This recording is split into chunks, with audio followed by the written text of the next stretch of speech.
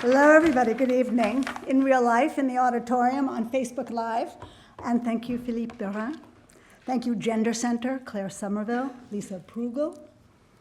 Thank you, Jacqueline Cote, for having us here. We're so happy to be back here for the third event in a row, the Geneva Gender Debate with the International Gender Champions. So when I started Women at the Table 3 years ago, we had a simple thought. To make gender visible on the mainstream global stage, part of the larger global conversation on issues of substance in all the domains that affect our daily life on the planet. But that wound up being a little bit harder than I expected. So Women at the Table decided to start a tripartite initiative with a panel parity pledge that would create an environment where women would at least have a chance to speak on the stages of Geneva, International Geneva, with its 500 panels a year, and with 3 partners representing civil society, member state, and international organizations, we began the International Gender Champions, Women at the Table, the US, and the UN office at Geneva. Well, the IGC has grown from the US, the UN, and me in my living room, and we've become a living idea. We have hubs in New York, Vienna, Nairobi, and The Hague, where we just launched at the International Criminal Court in February with the heads of the International Criminal Court, who are also gender champions. We have impact groups that are literally changing the rules that multilateral institutions live by.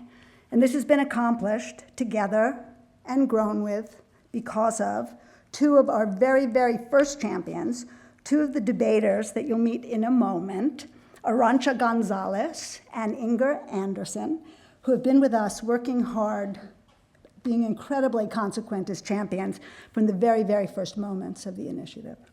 And 2 of our newer and equally dedicated champions, Michael Gaffey and Elhaj S.C., of course.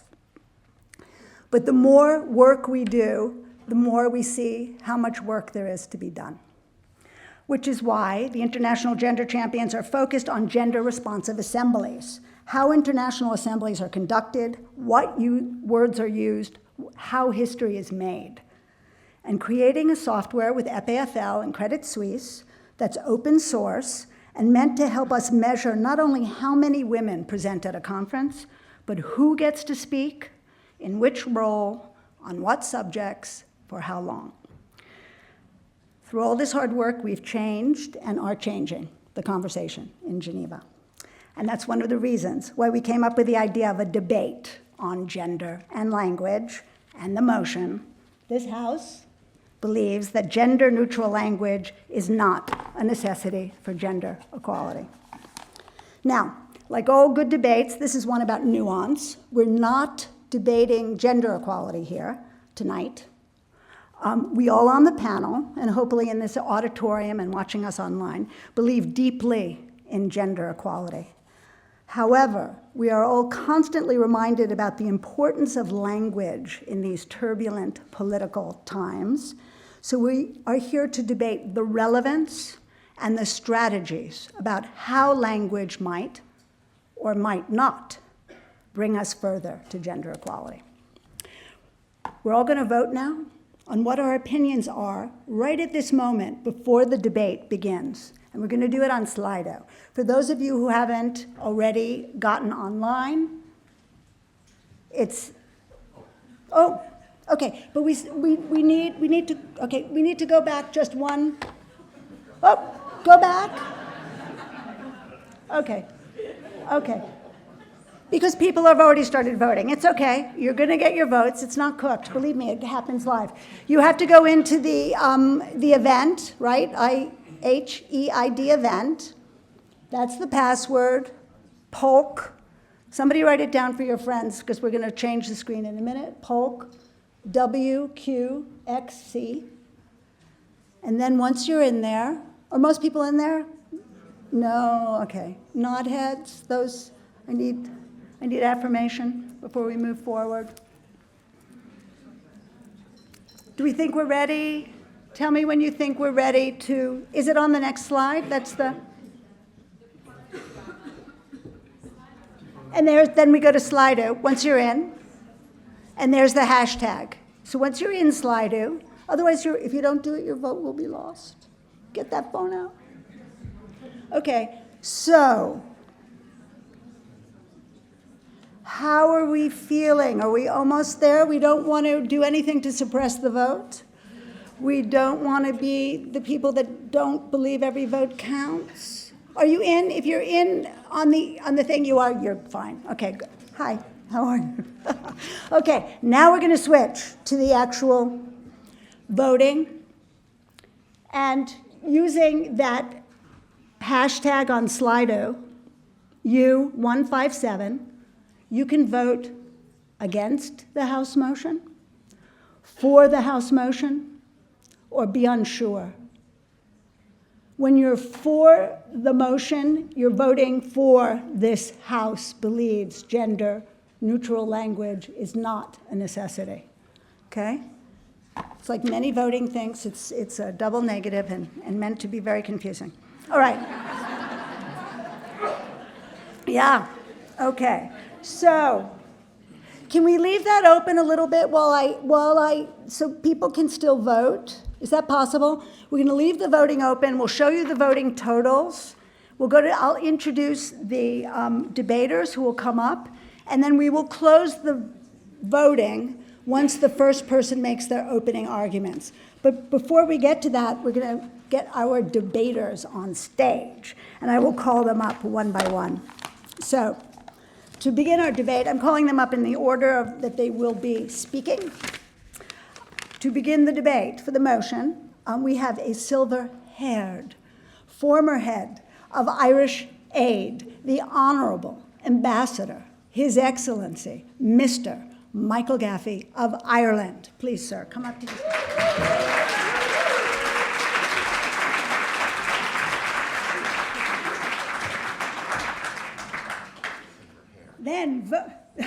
Then for also voting again, for the opening arguments against the motion, who'll be speaking in a moment, we have the visionary Director General of the International Union of the Conservation of Nature, a best friend of the environment, and actually the new head of UN Environment, Ms. Inger Andersen.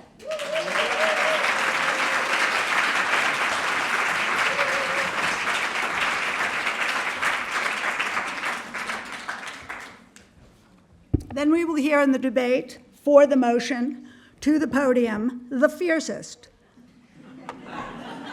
most stalwart and strong proponent in the world for women and global trade, Executive Director of the International Trade Center, Ms. Arantxa Gonzalez.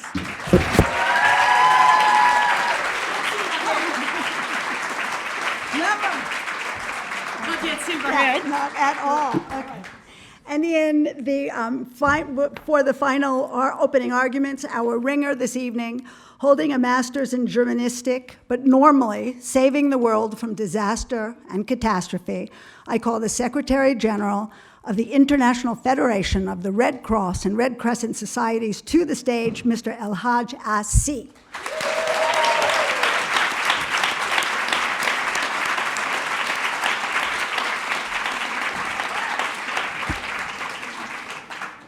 Okay.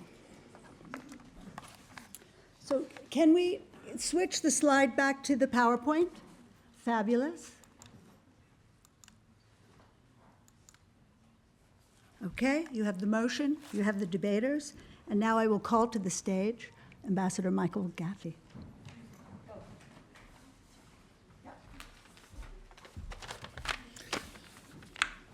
Okay, good evening, everybody. And I've come from a day of language, and I am now honoured to propose the motion that this House believes gender-neutral language is not a necessity for gender equality. So from the start, let's be clear, as Caitlin was, we're not arguing about gender equality. Gender equality is a right, and it is a necessity for economic growth and for social sustainable development. It's not a gift that men give to women. It's a common obligation for the future of our planet. So we're clear on that, I think. The motion before us is about language and its role. Gender-neutral language is language that attempts not to consider people as humans, not men and women, and which avoids word choices that may be interpreted as biased and can condition thinking and action. But to achieve gender equality, we are arguing that the use of gender-neutral language is not a necessity. We don't question the importance of language, but necessity, is it a necessity? What is a necessity? It is something indispensable, unavoidable, fundamental, essential, a precondition or a prerequisite for the achievement of a state. We cannot breathe without air. It is a necessity. A baby will not grow without milk. That is a necessity. We will not achieve sustainable development without gender equality. That is a necessity. But is there a causal link between gender-neutral language and gender equality? And we argue firmly that there is not. The evidence is not there. Let us look at some evidence.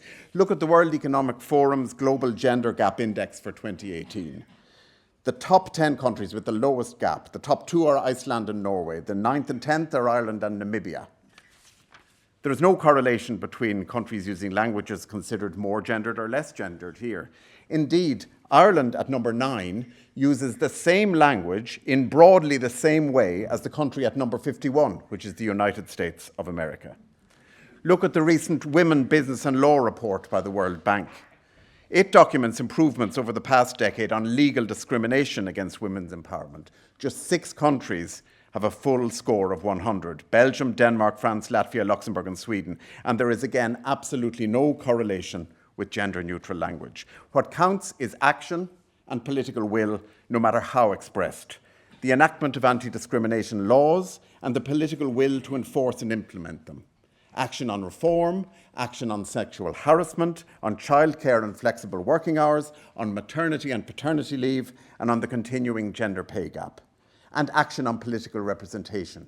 It is only after years of talk when governments started linking funding of political parties to the nomination of women candidates that we started to make a difference. Rwanda took a lead, and Mexico, I see, has now achieved 50% representation in both houses. But in no case has action included stipulations on gender-neutral language. Up to 80% of smallholder farmers in sub-Saharan Africa are women. Many are unable to read or write. They bear the total burden of work and family. And what do they say to us if we ask them, and do we ask them often enough? What do they say to us in describing the better life they want for their children? They do not lack ambition, but they don't say, and here's a quote, they don't say, we can only become what we can imagine and we can only imagine what we can articulate. They are, in fact, very articulate, and they articulate very clearly, but not on linguistics.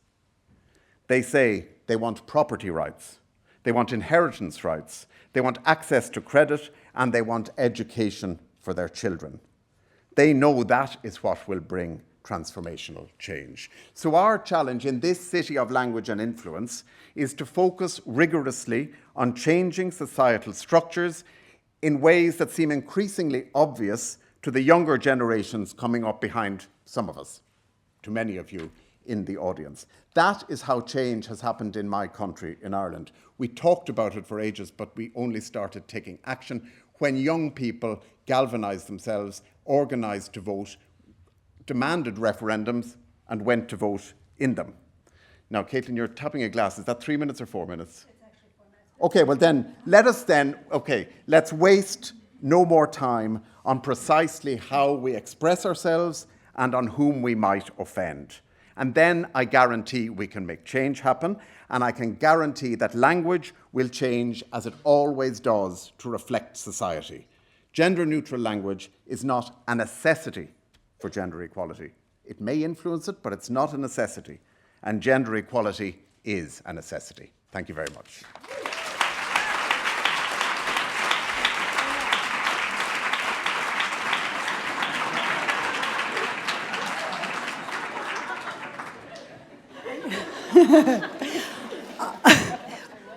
It's just perfect, exactly. I neglected to say that we have a very kind of aggressive iPhone timer that will go off, but since I hadn't announced it, I didn't want to do that to Ambassador Gaffney. So, yeah, I know. So at 3 minutes, I'll just be very subtly tap the glass, and at 4 minutes, this little timer may go off, and I'll start waving. So I thank you. So thank you so much. Now, we're going to get the opening arguments against the motion, and that will be Ms. Inger Anderson. Thank you.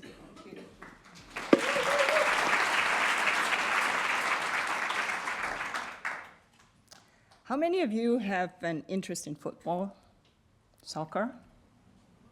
How many of you watch the competitions from the FIFA Men's World Cup? Actually, nobody.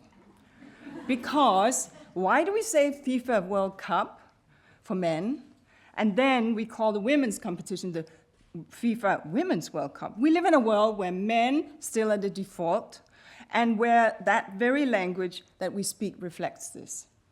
So today, when we call for gender-neutral language, either we need to add more than one gender into what we say, so I would say ladies and gentlemen, or we need to explicitly remove that mention of gender from our words. For example, we'd say, why say mankind when you can say humanity? You may think I'm quibbling, necessity, but language reveals a lot about our beliefs. It is not just about rights. It is also about culture and identity and who we are and how we are seen in this world. It is a mirror into our roles within it. When children were shown pictures depicting a man and a woman doing the same job and asked to select the mailman and the policeman and the salesman, guess who they selected? The man, of course. So what is that? And what, by the way, of transgender people?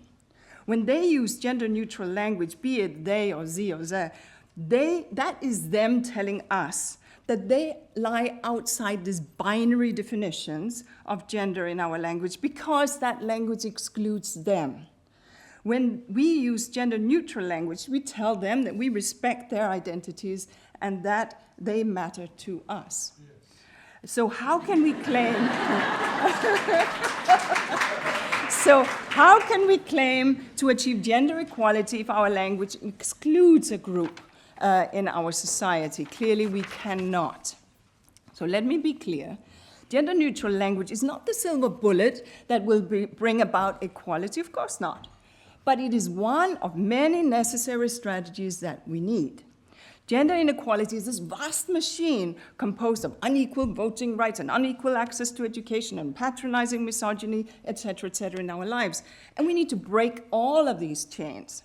And for those who may think that gender-neutral language is not necessary, well, then let us take all that gender-neutral language back. I've taken it back. And for the women here, we are now Miss or Mrs. And the status is defined whether we are paired with a man or not. And many of you who sit here and who are spokespersons, people, well, sorry, no, you're not, you're spokesmen, right? And why? Because the woman is implied. She's not present. She has no identity. And if you're married to Mr. Jens Hansen, well, you're Mrs. Jens Hansen.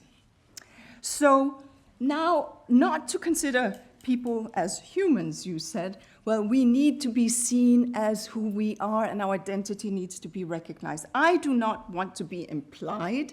I do not want the male gender to linguistically stand in for me and my identity.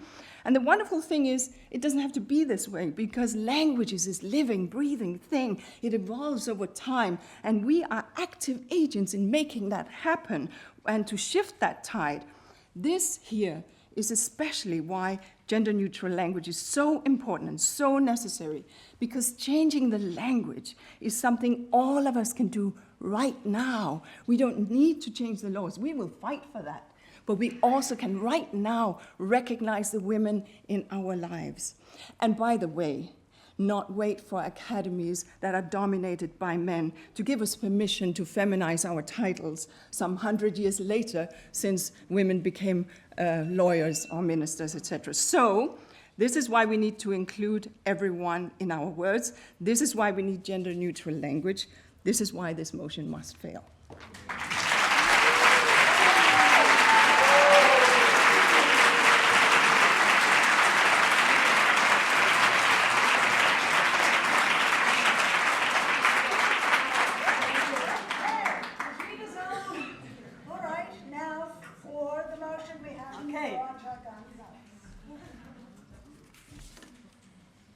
This House believes that gender-neutral language is not a necessity. And I will give you 4 reasons why there is no causal link between language and gender equality. 1, there is plenty of genderless languages in this world. I know, gender-neutral is not like genderless,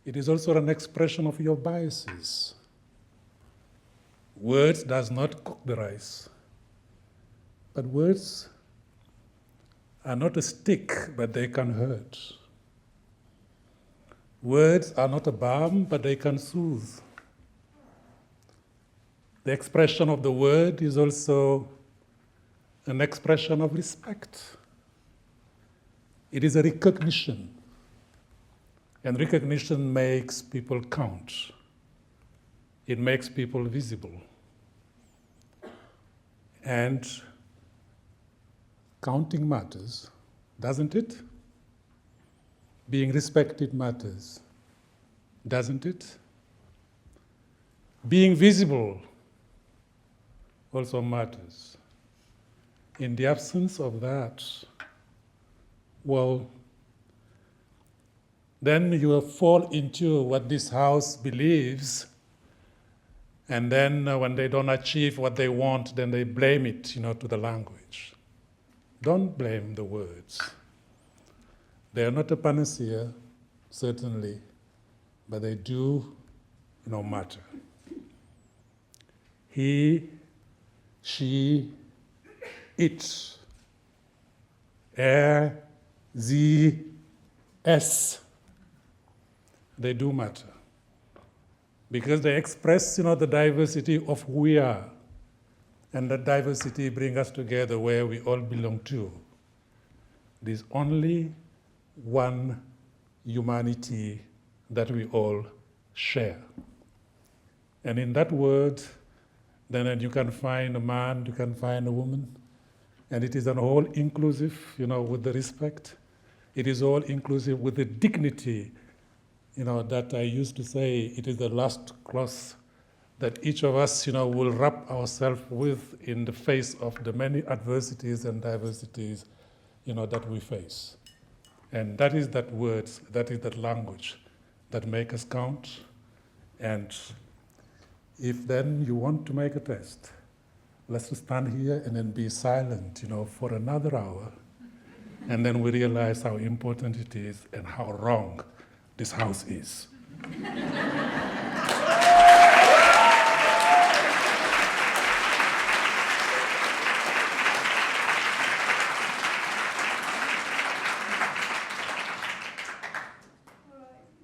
Now is the time that we open up now that the opening arguments have been, sorry, I just want to make sure this doesn't go. The opening arguments have been stated.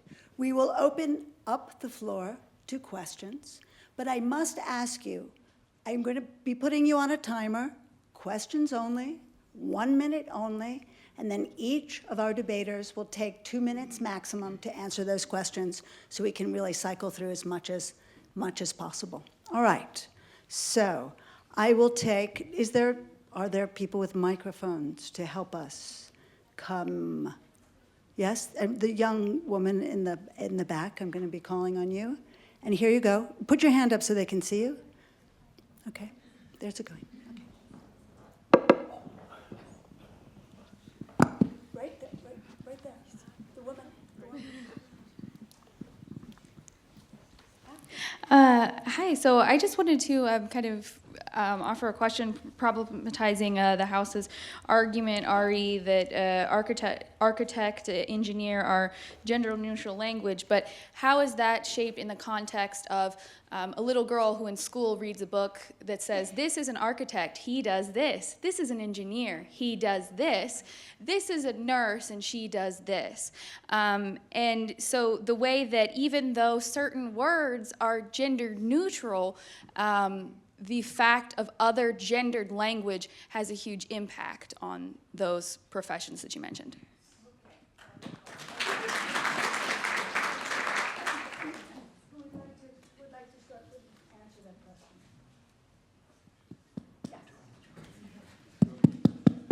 Yes, she's right. So it reminded me that this kid was doing a simulation when, talking in Parliament. I used to work for UNICEF and to some of my friends here. And then she started by saying, "Chair lady, sir." Do you get it? So it matters. Yeah? Okay.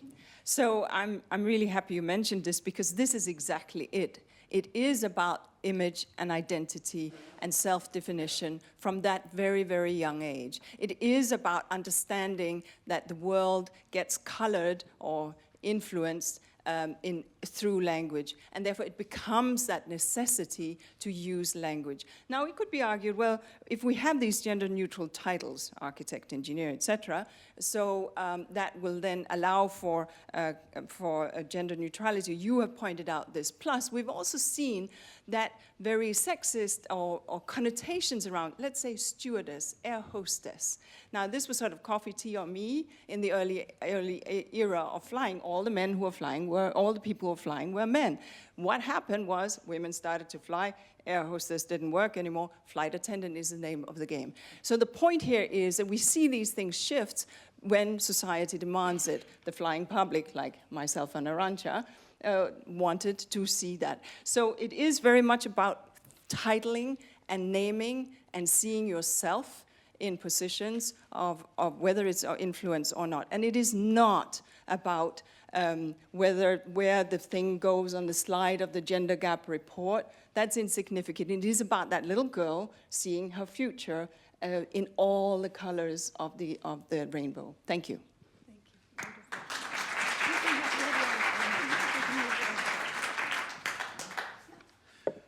Well, thanks, Inger. I don't think the gender gap index is insignificant, but we'll bear that in mind. I think the real issue here is, yes, it's important what little girls read and see and hear, but the point is what they read and see and hear is because of the structures of the society that they're living in.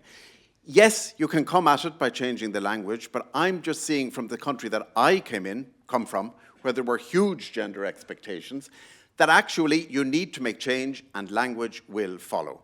Now, when it comes to ambassadors, because I am one, let me just say it's a slightly point to the side. I'm not too worried about gender-neutral language there. I think we'll make much more change with ambassadors if we stop hierarchical language and stop calling them all excellencies, and then maybe we'll get them to focus more on the action on the ground that is needed on gender equality. Thanks.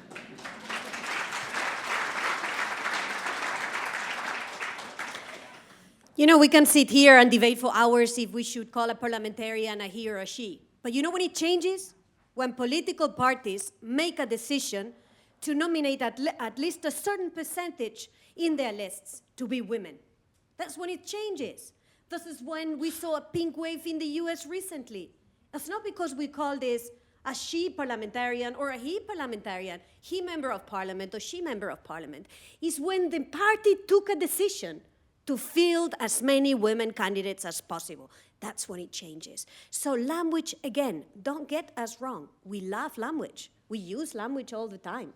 We could be silent here and not use language, but it wouldn't change an ounce the number of women or men that could be members of parliament. It certainly would not increase the number of engineers in engineering schools. So what we need is action. And if, as a result of this action, we change the words, great. And we can change the words, no problem. But also make sure we get action.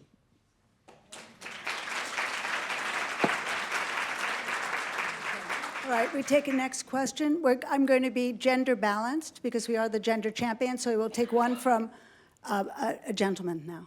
Sir.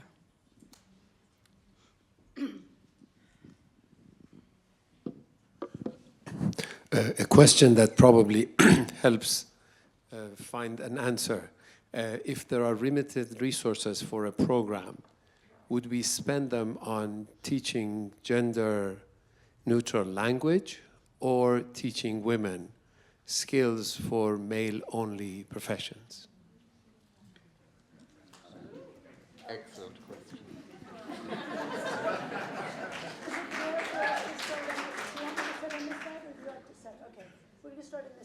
Sure.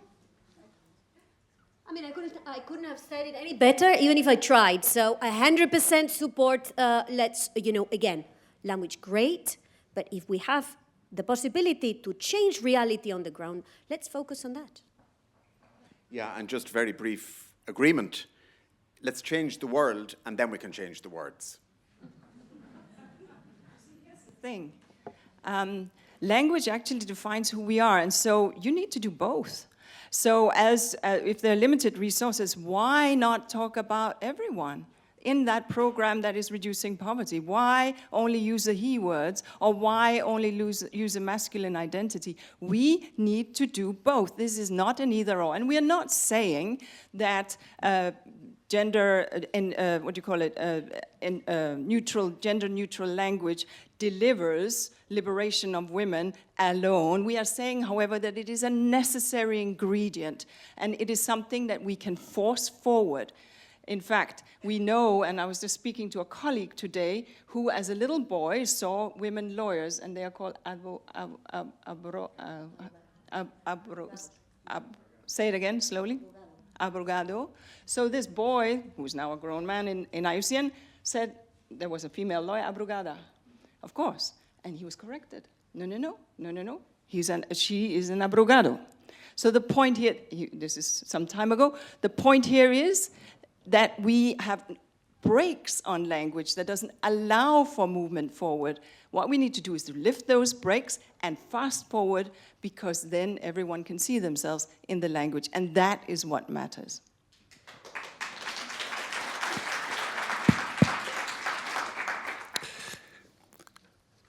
I never thought that it would be costing resources, to teach a girl or a boy, the gender, neutral language. So I don't understand really the resource constraint settings and then what kind of investment that we have to make. If you have to change things on the ground, then we start with the ground. And on the ground, it doesn't cost money. It doesn't cost anything to teach, your son or your daughter, a gender-neutral language. At the beginning is the word, and then with the word they grow, and then they can take action. With the action that they take, they can shape the world. So let's not use resources as an alibi and start where it matters most, in the household, in the community, and only then we can get into the parliament.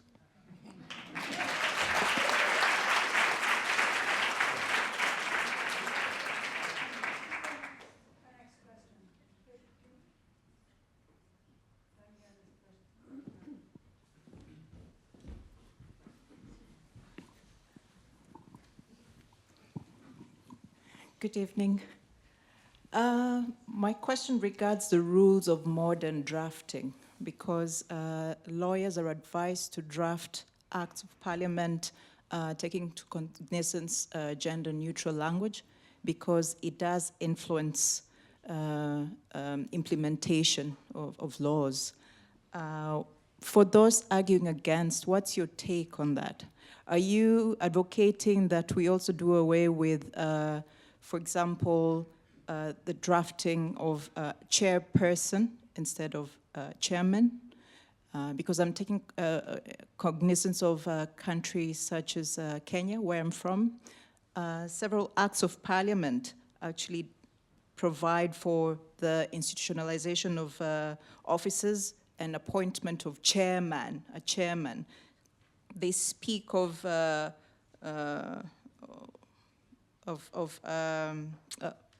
offices that are the appointees are chairman. Well, that's about it. Sorry. Let us move this around a bit, and we'll start with Veronica, and do the essay. We'll go like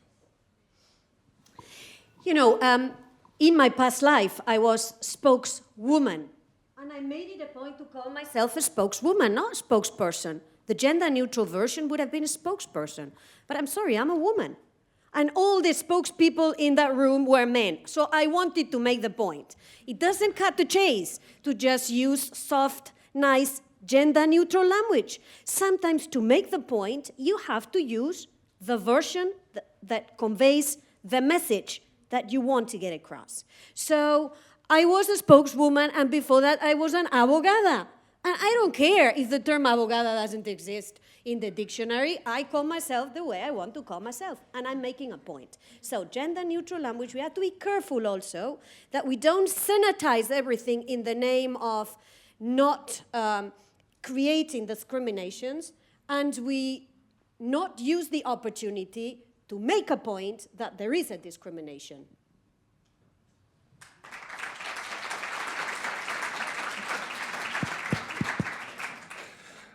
So, gender-neutral language is not about not to recognize, the diversity and then the specificity.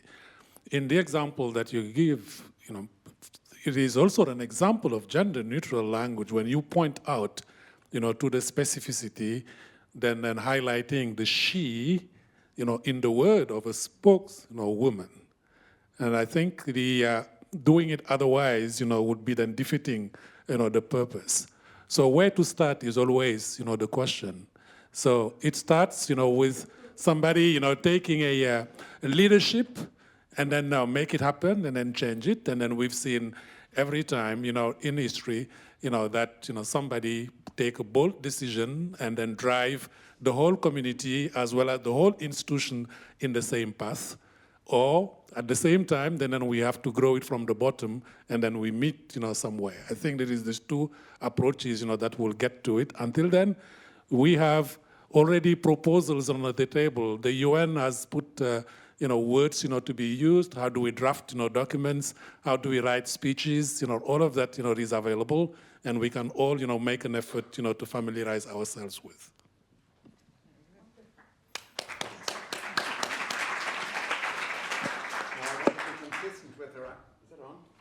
I want to be consistent with Arantxa, but at least I know it's never a spokeswoman. But I don't mind use of these terms. It is perfectly legitimate and right, and there is a place and a reason to use these terms, especially in the law. But our point is that's not really going to change things. It'll make some people feel good. It'll make people who write gender-neutral language brochures feel very good. And my fear is that language is a reflection of the vibrancy of and potential of a society. And in Ireland, language was a weapon that we used. If we confine ourselves to only language that is approved by gender-neutral language czars, we actually won't be able to express ourselves. But if we change our society and we change the way that we look at how we run ourselves, we will find a better, more vibrant language. But I think there's an artificiality in a way about some of this gender-neutral language. Here's the thing, though. 40 years ago, some abominations of language were used to describe folks of different ethnicities or different religions. And a degree, you could argue at the time, it was said, well, this is political correctness, even if that term didn't, that we are now cleansing our language, what we used to call people who are different from us in a very discriminatory and derogatory way. So then, rather than finding, and what we've then seen is a forward movement where we have become more sensitive what language conveys in terms of rights, presence, and example to the world. And that is what needs to happen here. It is not the language czars. This side does not argue that by any stretch of the imagination, nor are we saying that language is a weapon, or that it is weaponized, but we are saying, be mindful of your language choice. Be aware of how you convey it, because you, by not making sure that you have conveyed the 360 of humanity, you have probably excluded 3.2 billion solutions, and that's the women's voice that needs to be heard. Thank you.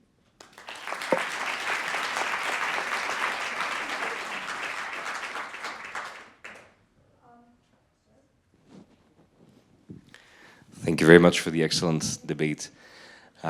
This is a philosophical question, unless we're talking about legislation. So, does the against team believe that because it's a necessity, gender-neutral language should be legislated? And similarly, does the for think that perhaps legislation would be counterproductive? All right, how do we mix it up now? This is how I started before. Would you like to begin? So legislation, I think what we are already seeing, the Washington Post in 2015 said, look, we encourage to speak to, when people, a group of, a person, they said so and so and so. So you see that in some style manuals.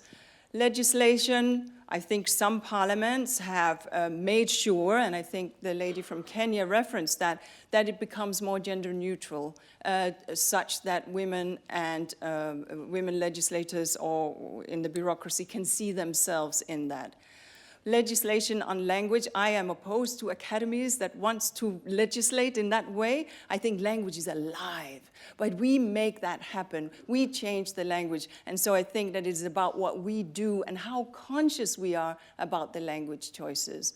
And then use good style guides, such as what is in the UN and elsewhere, to ensure that it reflects the diversity of humanity. Thank you.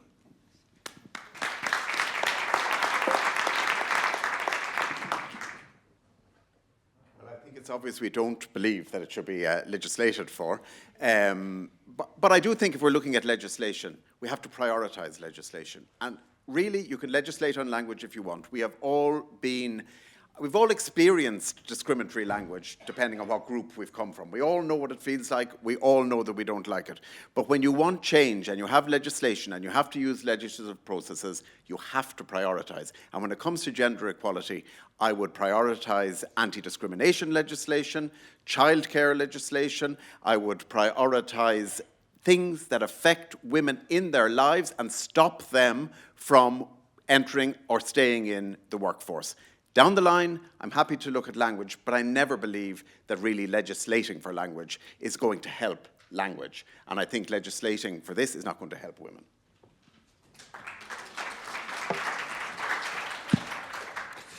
So what's the source of law and legislation? Custom. What is the source of law? Culture. What is the source of law? Practice. What is the source of law? Ethics. So let's start, from the beginning, which is then where it matters most. The real revolutions do start where? In the kitchen. And, that's where we'll start. And I think that's where also, the gender-neutral language truly matters.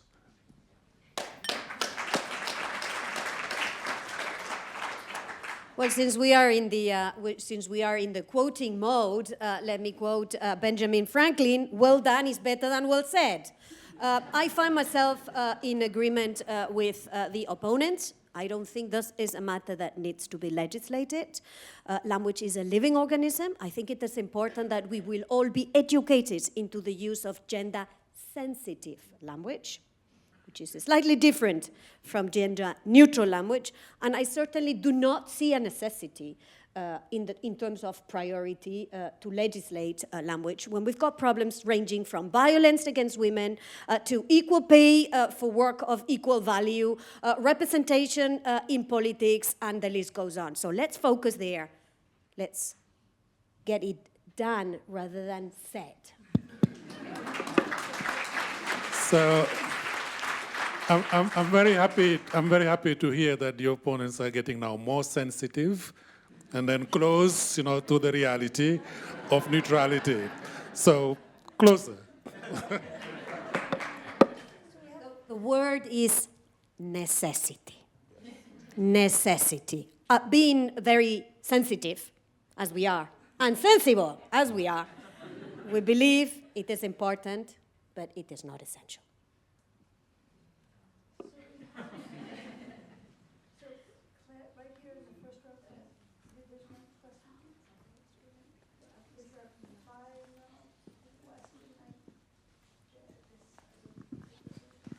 Thank you. The last debater raised a question that I had right from the beginning, that you haven't really defined your terms, my dear debating teams.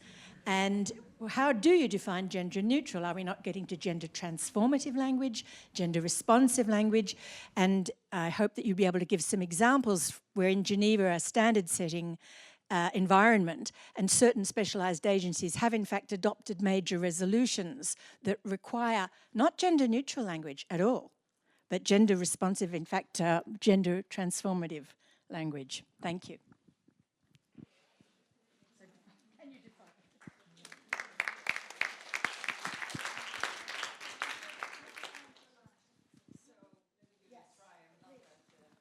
In this particular field, like it seems that the questioner here is. But look, I'm from Scandinavia. And so we have the common gender and the neutral gender in our language. We did used to have a he and a she, but that was in the 1400s, and then, you know, what can I say? So that sort of moved along, and that goes for the whole Scandinavia. And in Finland, they've completely lost it altogether. I mean, you know, not lost it, but they have, they have no gender differentiation. So the point here is that but they do have a he and a she when they refer to humans. And what we tried to do and what was played with was the gender transformative. He is hen and she is hun. So you can hear an a sound and an u sound. Well, what people decided was to try to make an I sound. So hin, to describe he, her, the same word, hin. And in the beginning, the language, what did you call them? Czars said, oh my goodness, you are ruining our legacy, our memory, and everything to do with our beautiful Scandinavian language. But guess what? It's slowly walking into daily use. So that is transformative, and that is part of the kind of deep dives that we need to do in language. So thank you for the question.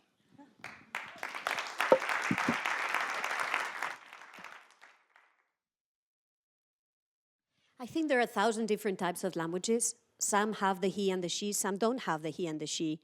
Some use ending to denotate a man or a woman, some don't.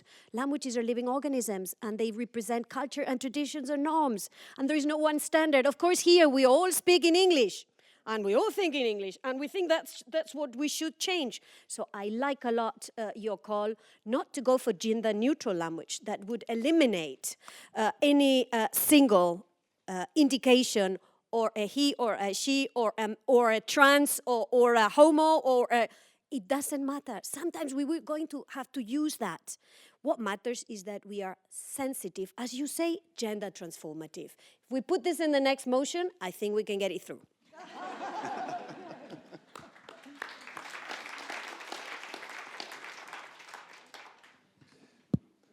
Yeah, but very seriously, I never thought that gender-neutral language is about neutralizing gender. You know, the whole purpose of gender-neutral language is to be more inclusive and not to exclude, anybody. And I think in that spirit, we can call it, transformative, we can call it, sensitive. That's why I liked your rapprochement, that coming closer, to us.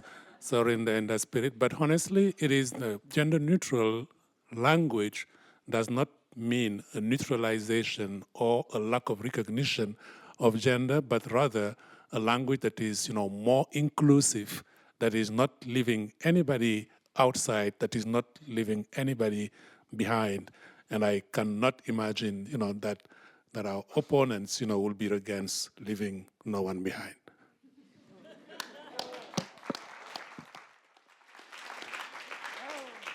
No, we are completely for leaving no one behind, because we are for transformation, and that is the objective, transformation. The problems we face in the world in this year are such that transformative action and language has to be our priority. Now, if we have respect for language, we must recognize that the term gender neutral means gender neutral. That is what we are asked to debate. And our argument is that that language, while it can have an effect, it might please some, it helps some others, it doesn't make things change. It doesn't transform the situation that we need to transform. 20, 30 years ago, there was a big debate over Ms. And people spent a lot of time debating the use of the term Ms. in English. It's very English focused. Now there are proposals to use the term MX. Again, very English focused. But that doesn't actually change the situation for women. It more reflects the change. And all we're saying is the situation is so urgent that let's devote our energies to transformations and transformative action than to Ms. or Mix. Thank you.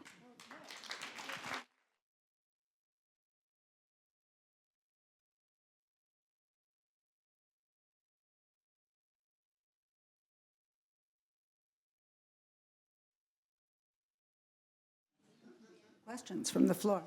And now's the time that we're going to ask each of the teams to make one teammate will make a 4-minute summation, and then afterwards we will vote again. But I ask you not to vote yet because you may be swayed, and the person who wins this debate is the team that will have swayed your vote from one end to the other. It's not the number of votes. So I ask, against goes first, so I ask the against team, who is going to do the summation for your group? Okay, I think that we just agreed, but anyway, so do we do it here from there? Would you like Okay, to I can do take the it. podium? Take the podium. Oh, okay, take the podium. So, here's the thing. I think that what we've seen is clearly that language represents identity. Language connotes who we are. Language is what in which we see ourselves. And without language and without recognizing that the entire rainbow is within the language, we have lost part of humanity. And it is not about being language czars. It is indeed about being inclusive. It is about finding ways to reflect the entirety of humankind. And in so doing, we stand before you as optimists. We know that alone language doesn't change the world. We know that there's much more. We don't dispute that we need equal pay for equal work. We don't dispute that we need equal rights under the law. That has never been at question.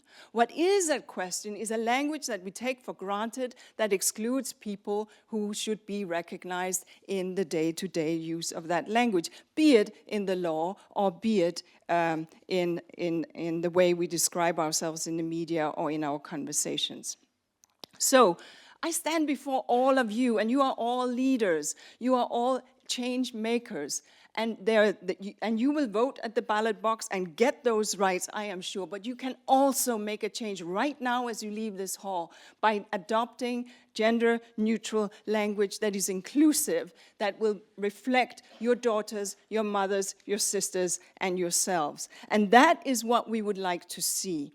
So while we will continue that good fight, we will also have the power to create a world where our friends, our family, our community around us is recognized with word. And we can create that society where women can be strong and assertive, and where men can be compassionate and vulnerable without that denoting a gender definition. And we can do that right now. You can do it right now. So imagine how when we do all of that, we can get so much closer to gender equality, because the way we teach that little girl and boy is a way that we want to live in our societies. Thank you. For that reason, therefore, we stand firm and tall against this motion. Thank you.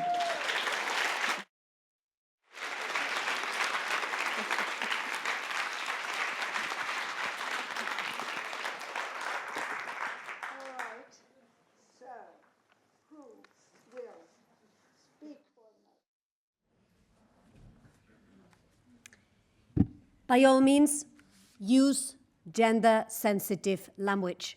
By all means, use gender-transformative language. By all means, use presidenta or kanzlerin if you want to make the point. We all, of course, share one humanity, even when we remain silent. But this is not a linguistic problem.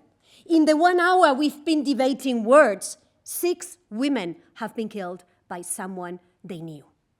This is what we have to deal with. We have a big problem of gender equality in our societies. It's a huge social, political, economic issue. We need to fix equal pay for work of equal value. We need to impose immediately zero tolerance on violence against women. We need more women on boards. We need equal access to credit, equal access to technology that will guarantee thriving in the economy of the 21st century. We need women in parliaments. We need women in boards. That is where we should start. By all means, let's use the right words. Let's make sure we do not use words that will continue the patriarchy in which we live. But please, the priority is to the 6 women that have been killed in the 1 hour we've been debating here. There is this famous American who said, actions, actions, actions speak louder than words. For these reasons, we ask you to support this House motion. Gender-neutral language is not a necessity to achieve gender equality. Thank you very much.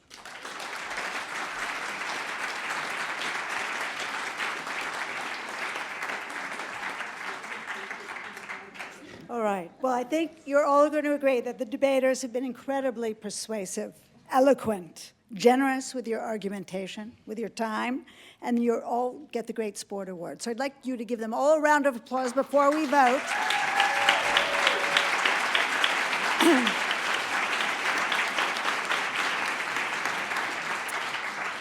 And now for a moment of truth. Prepare your cell phones.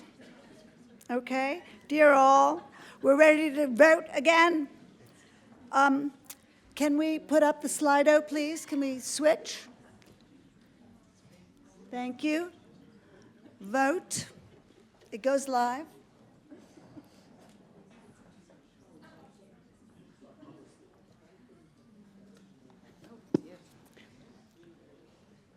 Oh, look.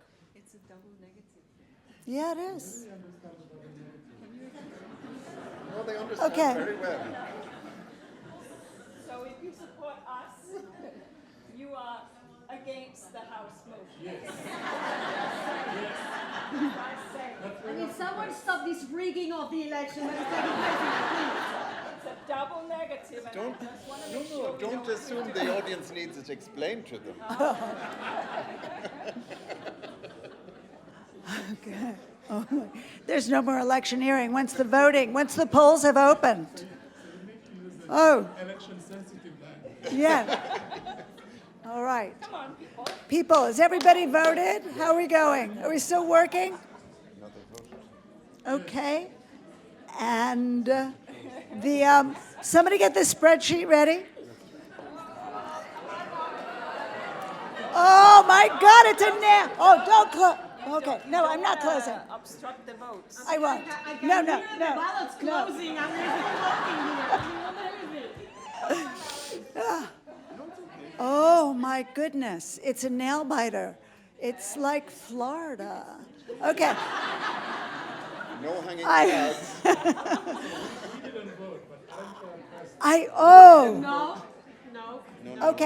Okay. false accusation. All right, so what just happened? We just closed it. What we need to do is look at the spreadsheet, because as you know, this debate is not won by the number of the votes that you have for or against. The debate is won by how many people you swayed over to your side. So if we have that information, we may have to do a little bit of calculation. It takes some math. There's a spreadsheet involved. Say it takes a man, Oh. because that would not be good. It would not have been good at all. No. It's mathematics in this temple of development and international affairs. I don't know if we have somebody who's ready with the spreadsheet. You guys, just wave at me if you think. It's very exciting. Their hands are up.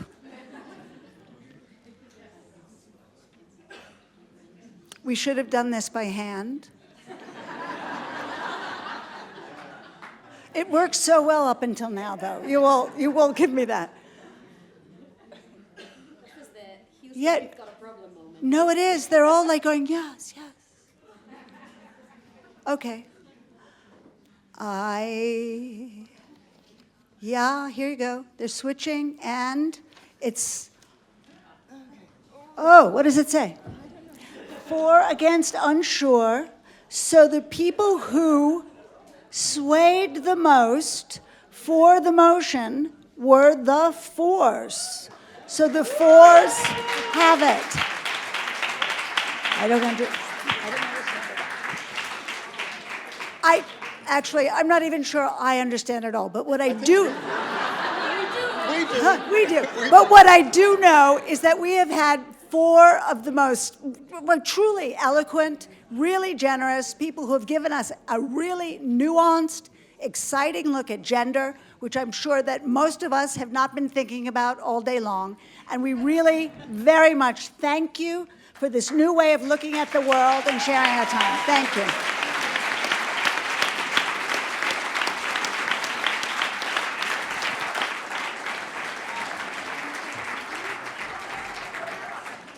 So if you are not tired of discussing gender, tomorrow we will hold an interactive event to celebrate International Women's Day. That's the International Trade Center at the Campus Biotech next to the WMO at 6 o'clock. It's a pitching competition from young students telling us good ideas to connect more women to markets. So if you don't have anything better to do tomorrow afternoon, 6 o'clock, join us.